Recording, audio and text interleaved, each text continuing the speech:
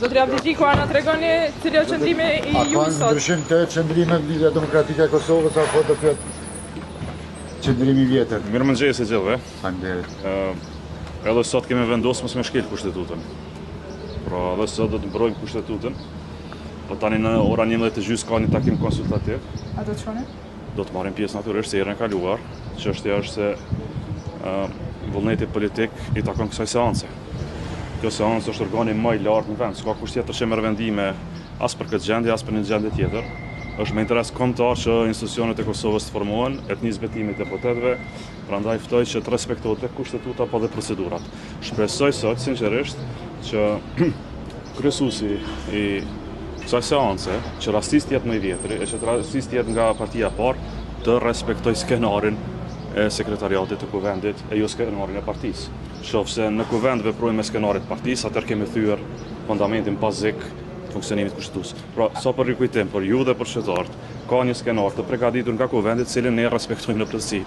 A duhet ndryshuar raporti? Mund, tani është procesi konsultativ, mund të mblidhet edhe një herë nëse ka fakte të reja që janë prezantuar para komisionit, mund të bëhet raporti i ri dhe sillet në seancë, por gjithsesi duhet të shkojë nëpërmjet një votimi të seancës. Presidenti Osmani ka thënë që mund me pa edhe është e gatshme t'ju takoj juve liderëve të partive politike për me e diskutuar këtë çështje e një pajtimi. Çështja është kushtetuese brenda këtij institucioni këtu, natyrisht do konsultim tjetër është i mirëseardhur, natyrisht se ne kemi një presidente e cila duhet në momente të tilla të jetë aktive, por e vërteta vetëm është që Kosovës i duhet konstituimi i institucioneve, i duhet betimi të deputetëve, është për turp ajo çfarë po ndodh deri më tani dhe shpresoj që partia në pushtet e kupton se kjo është demokracia, por nëse ata janë të bindur që gjithçka është në rregull, le të votojmë për.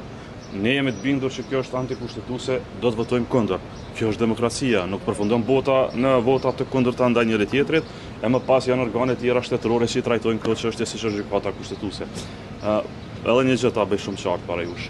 Ne nuk jemi kundër mandateve tona. Ne besojmë se 105 deputet i kanë mandate të rregullta. Janë 15 deputet të tjerë, vetëm 15, që s'duhet të verifikohet mandati sepse s'kan dhënë dorëheqje. Procedura shumë e thjeshtë. Duhet të japësh dorëheqje, të mbash betimin e më pas të vazhdosh punën si deputet ose mund zgjedhësh të mos jesh fare deputet. Institucionet vazhdojnë veprimin e vet funksional, nuk kemi kërkesa që të mbetë qeveria pa kryeministër, ne po themi që duhet zgjedh, ose duhet jetë deputet, ose kryeministër, bën edhe dikush tjetër. Le të saktojmë vetë. Ju faleminderit shumë. Zoti Abdigjiku, ministri tha që jemi